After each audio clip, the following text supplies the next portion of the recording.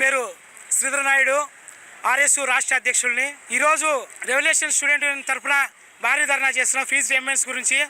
ప్రభుత్వానికి గత 3 నెలల నుంచి కూడా మేము పోరాడుతున్నా కూడా ఆయనకు చెవికి ఎక్కట్లేదు. మంత్రి నారా లోకేష్ గారు ఎలక్షన్ల ముందు విద్యా విధానాన్ని నూతన విధానంగా మారుస్తాను, నూతన విద్యారంగాన్ని నేను తీసుకొస్తానని చెప్పి ఎలక్షన్ల ముందు చెప్పారు. కానీ ఆయన విద్యాశాఖ మంత్రి అయ్యాక విద్యను పక్కబెట్టాడు, దాని విధానాన్ని పక్కబెట్టాడు. ఈరోజు కాలేజీలు, అనేక కాలేజీలు, 100 కాలేజీలు తీసేస్తున్నారు. డిగ్రీ కాలేజీలు వాళ్ళు కాలేజీలే రద్దు చేసుకోవాలనుకున్నారు.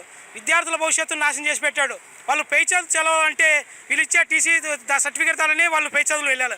వాళ్ళు బకాయిలు మాకు వచ్చేంత వరకు ఈ 7,400 కోట్లు ఏదైతే బకాయి ఉందో అది మాకు వచ్చేంత వరకు మీకు మేము ఇవ్వము, లేకుంటే మీరు అమౌంట్ కట్టి తీసుకోమని అంటాడు. మళ్ళీ ఈ విద్యార్థులు అమౌంట్ కట్టబడితే ఈ ఫీజు రిమెంట్స్ ఎందుకు? ఈ చేతగాని పథకాలు అమలు చేసి వాళ్ళ సీటు కోసము ఈ విద్యార్థులకు మేము డబ్బులు ఇస్తామని చెప్పి ఈ ఫీజు రిమెంట్స్నే రద్దు చేసేయండి మీరు, మీకు చేతకుంటే. లేకుంటే మీరే ఒక మంచి కాలేజీలు కట్టి ఇన్ని వేల కోట్లకు బదులు మీరే సొంత భవనాలు నిర్మించి కాలేజీలు రన్ చేయండి, ప్రభుత్వమే రన్ చేసుకోండి.